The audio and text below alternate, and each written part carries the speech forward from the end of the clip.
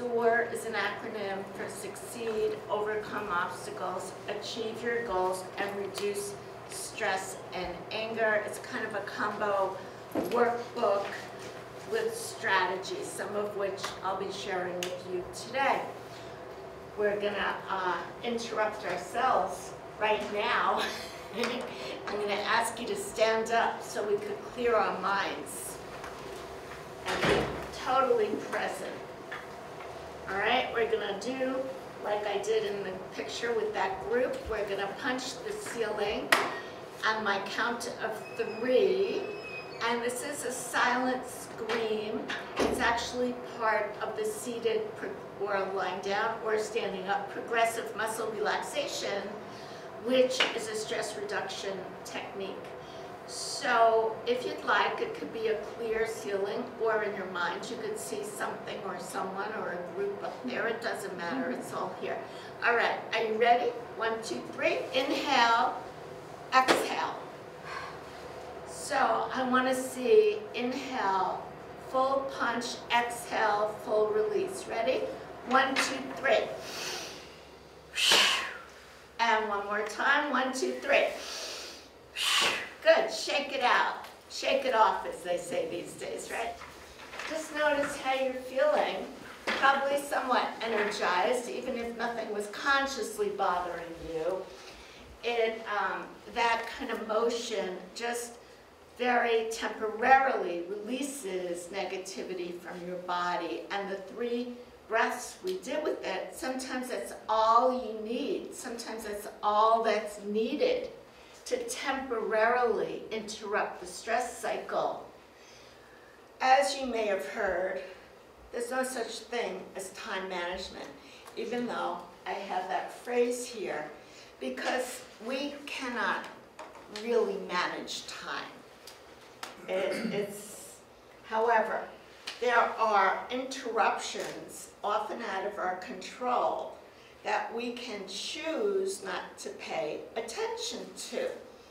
And I'm calling them time vampires, bandits, thieves, robbers.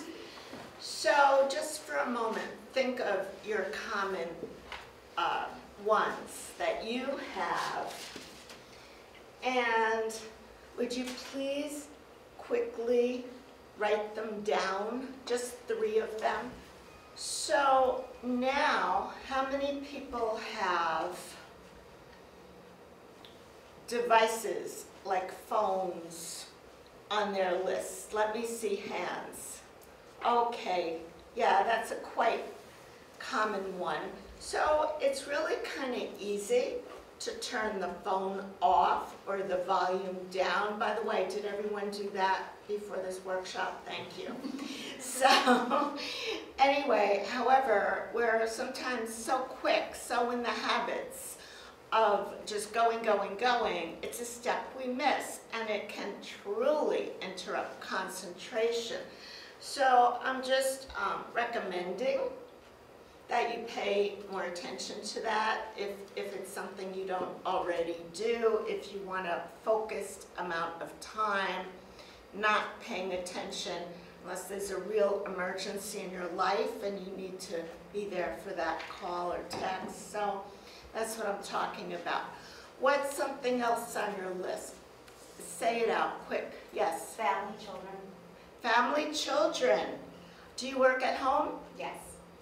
Well, I understand that. I worked at home for many, many years. And do you have young children, or are they in school? They're in school. Yeah, the youngest who is at home is a high schooler. And I have to say sometimes he acts like So you know yourself, you know what time is your most productive time, you know when your kids need you, I hope. And those kind of factors all play into that. What else? Anything else? Yeah, Maria? people. Christina, I mean, It's I'm okay. so sorry. Yeah. People. I think people can be it. Sometimes when I'm in my office and people just waltz in and they want to chat and I'm trying to work, and they can definitely be a distraction. So what can you do about that? Well, if I know I'm working on a really important project and I really don't want to be interrupted, I do end up closing the door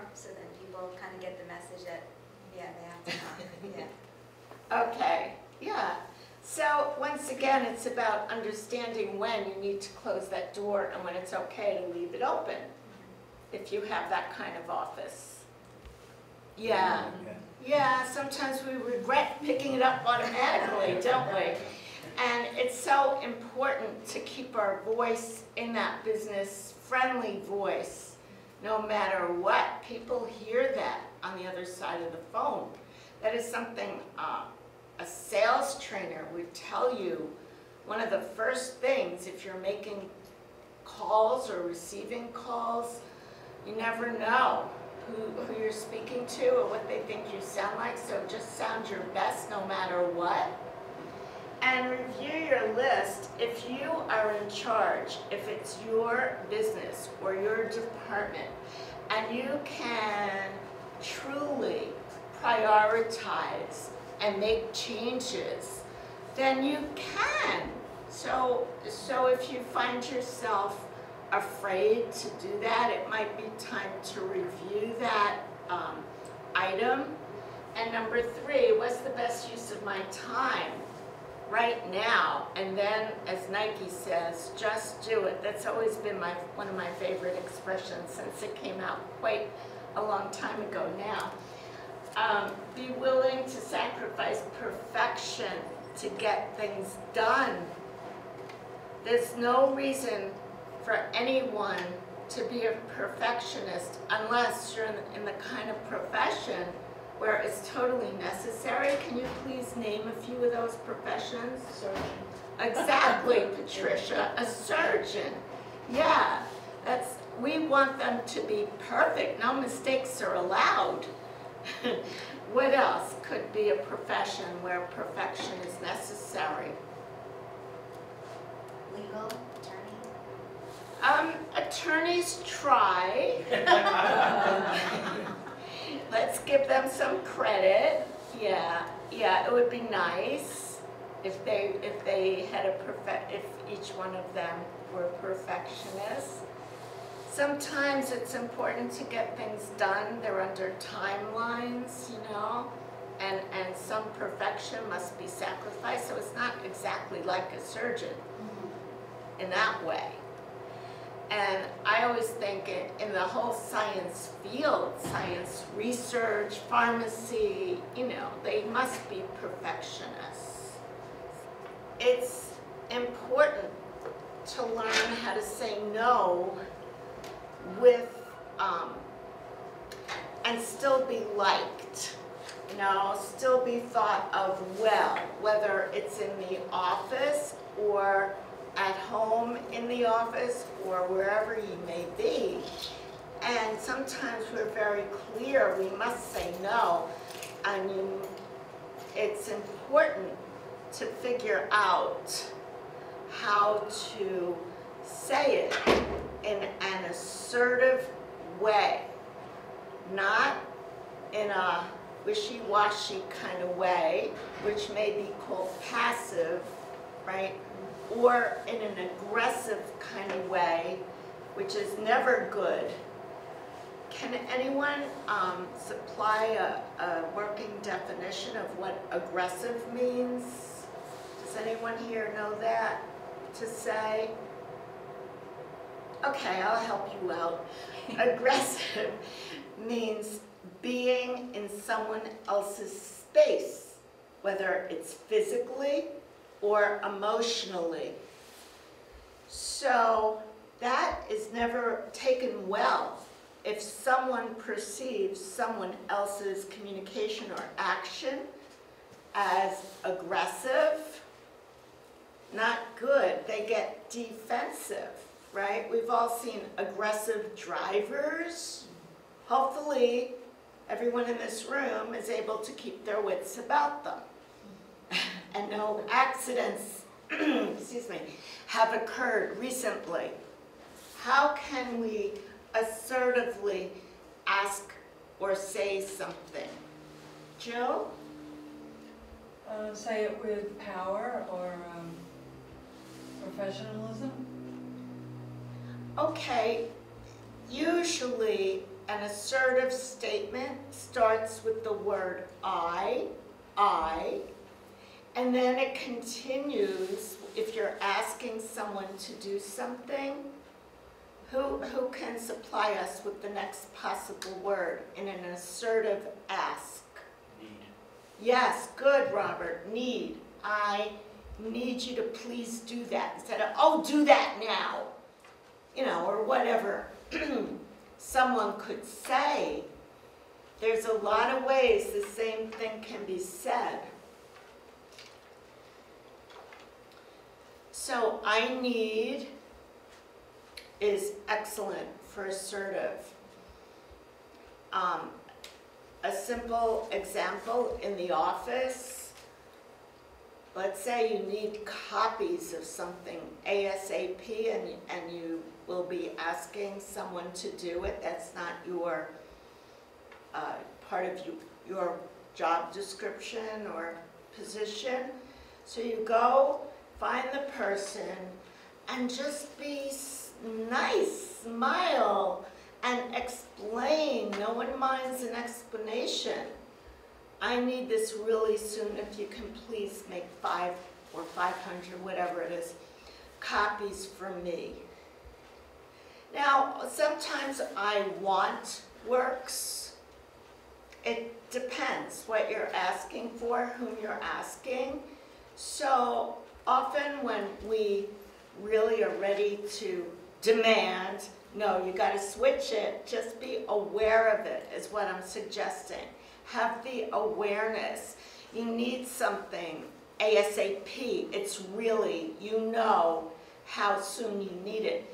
But we all need to be somewhat good actors, actresses at work or even at home when you really, really need something quickly, when you need something done.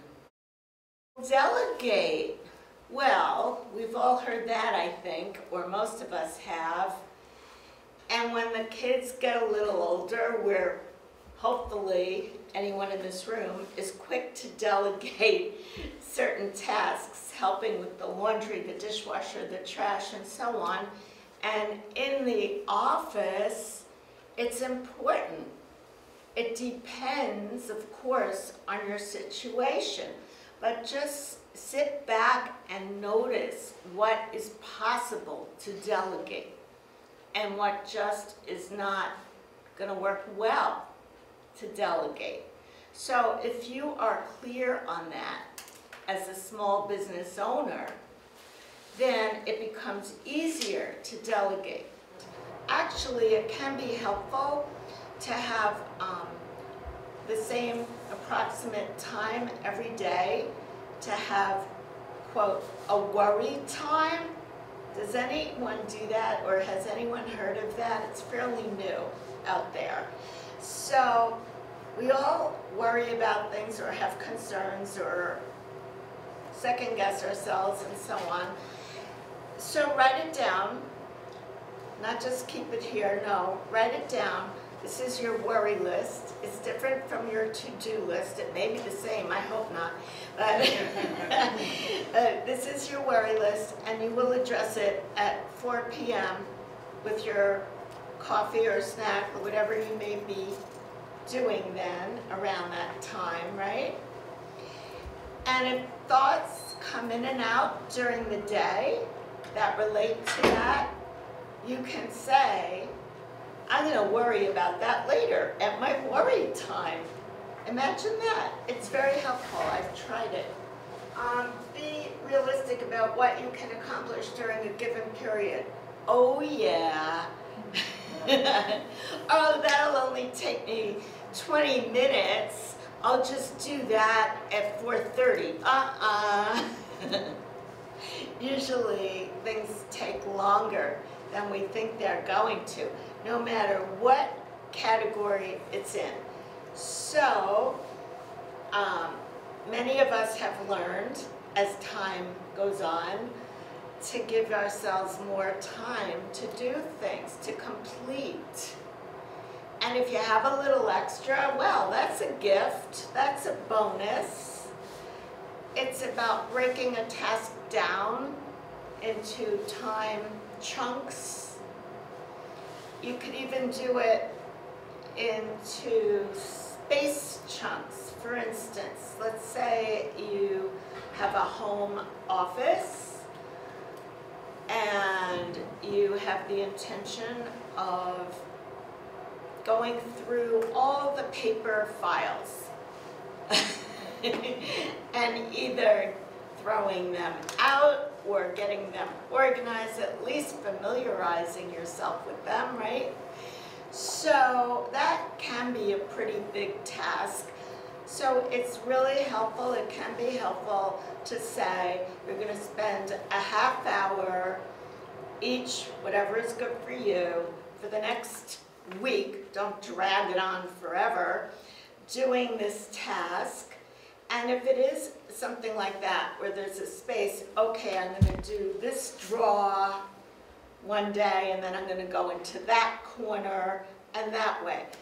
So it's about, again, looking at how you're feeling, looking at all the things you want to do, and putting them at the right times of the day for you and for your business. Because when you're a small business owner, you're not your business, but you are a lot of your business. And a lot of you at home, we try to separate, but it doesn't always work. So it's really important to be extra aware of how that all happens. Okay, the key phrase these days is, I believe, work-life integration, about how to integrate it working well for you as an individual and as the small business owner. Not each wedge or piece of the pie being exactly equal. It's like which is what we used to teach for work-life balance. Now it's more about standing on one leg and not falling down balance, yeah? It can be helpful to be accountable to that business buddy about these items. Does anyone here have a business buddy or a coach? Good, good. Yeah, a couple of you. It's something you may want to think about. However, at times we do procrastinate on certain aspects of projects or goals, and then we need to look at why, how come, in order to know if we should really pursue it without being a perfectionist, which we discussed before, if we should toss it, and something else we could do if we decide we really wanted to accomplish this goal and we're procrastinating, we can tap on it or do EFT, which we're going to do in a minute, because that totally turns procrastination around. I'm using the word transforms. It's been known to transform procrastination into action. It's pretty amazing. First of all, before we do that, fear of failure, fear of being judged, fear of being successful. Some people are afraid if they accomplish their goals, they won't know what to do. You may know people like that. And the fourth one is fear of being controlled. Many times people who procrastinate say, it's not the right time now. No, that's their MO. Oh, I'm not going to do it now. It's not the right time. When is the right time? Got to ask yourself that. Why even bother, they say. Sometimes they don't go together necessarily. So if you find yourself saying that, you might want to say, what am I afraid of here? And this is a little definition of tapping here. It removes blocks on the meridian points. It's based on the Chinese acupressure system. Has anyone done it here? Okay. Who's heard of it? It's becoming much more popular now, more mainstream. Good, good. So, transforming procrastination into action, as well as working really well with fear, any phobias, post-traumatic stress. And let's just do it. Can you tell us, move over in the middle now, so that it's a big block from that. Okay, good, great. Is this good? Facing me, yes, thank you, dear. Okay, so can you share what is your procrastination issue? I'm working on this deal. I'm a residential redeveloper, and it's a post-Sandy house in Lindenhurst, part of the New York Rising program. And I've been doing my due diligence since November. And I'm working on the financing. I've had a couple of opportunities to really close on the deal, but I'm toggling back and forth. Okay. So it's like I'm fighting with my left brain and my right brain, and all signs, because I'm such a sign person, say that I'm ready, which I feel I am, but then the left brain gets me stuck by the fear. I'm letting the fear speak for myself. So logistically, you're saying that you could move forward with Yes. this now? The time, like the I don't know, not the laws or the mandates are set in place correctly, that they wouldn't be obstructing you? Correct. I just want to make Correct. sure I'm understanding you. So it's just you stopping it. Oh, this In is, a way, right. what else? Okay, have you any clue what is behind this fear? I believe it's maybe fear of failing. I think that's what it is. Yes. Okay, what would be the worst thing that could happen if it didn't work out? If you did it, you gave it your all, and you failed? The worst case scenario is not, absolutely, this is so obvious, is not getting the profit margin that I want. Okay. So it's, we don't want to break even. Right, you're in Because- business, right. I get it. Right. Okay, so do you have any idea about how long this project could take to execute? I'm looking at a 6-month time frame Okay. in terms of the execution and the finishing of the whole job. But are you talking about the time to close? Well, Because it's a couple of processes. okay, that's fine. I don't need to know more details. Is there a season, like spring, summer, Oh, that yeah, might that's be peak season. better to start it in? Yes. Logistically, either of those two, or spring? Yes, correct. I just figured that out. Okay, so we're going to do 3 set of phrases. It starts even though, da-da-da-da-da-da. And can I ask you, do you accept yourself fully? Yes, No, I do. even though you're procrastinating on this, you do. Yes, Okay, so even though da-da-da-da-da-da, and I'll fill that in a minute, I fully accept myself, okay? okay.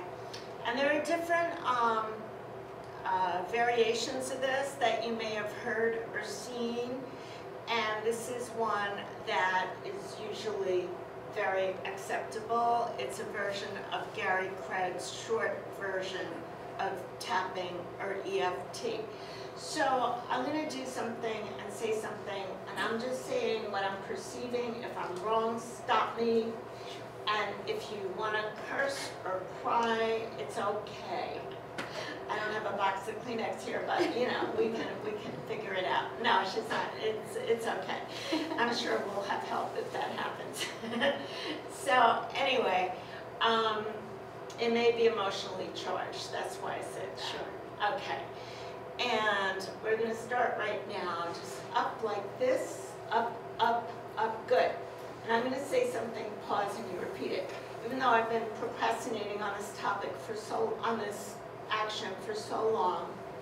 Even though I've been procrastinating on this action for so long, I fully accept myself. I fully accept myself. Even though it's time to start it right now with the seasonal advantage. Even though it's time to start it right now with the seasonal advantage, age. And I haven't yet. And I haven't yet. I fully accept myself. I fully accept myself. Even though the sooner the better, and I really know that. Even though the sooner the better, and I really know that. And I'm scared of failing. And I'm scared of failing. I fully accept myself. I fully accept myself. Okay, rest your hands. I'm going to tap and say a phrase, and then you're going to repeat it, but you can tap the whole time, but just say it after I pause. If it's wrong, substitute a phrase, please, or just stop me in the middle of talking. Okay. I'm so scared of failing. I'm so scared of failing. I got to start in order to hear now. Side of your eye, Judy. Can you see me without your eyeglasses on? Yeah. Take them off. In a way. Yeah. Maybe it's better I don't. I think you can see this. Yes. Okay. I'm scared of failing on this whole project. I'm scared of failing in this whole project. This, under your eye now, this project is huge. This project is huge. Under your nose. I've been working on it for so long. I've been working on it for so long. The time to start is now. The time to start is now. I have my team. Do you? I have my team. I have people to help me. I have people to help me. I have all my points in place. I have all my points in place. I could be awesome. I could be awesome. I am awesome. I am awesome. I'm going to start moving on this. I'm going to start moving on this. I have to get started to do it. I have to get started to do it. Just do it. Just do it. First steps first. First steps first. Baby steps. Baby steps. Baby steps and patience. Baby steps and patience. I'll be able to do it no matter what. I'll be able to do it no matter what. My team is great. My team is great. They'll support me no matter what I do. They'll support me no matter what I do. We could just tap down on the topic, kind of. Okay, good.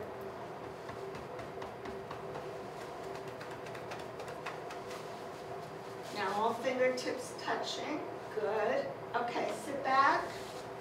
Take a nice deep breath. Close your eyes if you can, and notice how you're feeling. 3 times deep. Notice how you're feeling.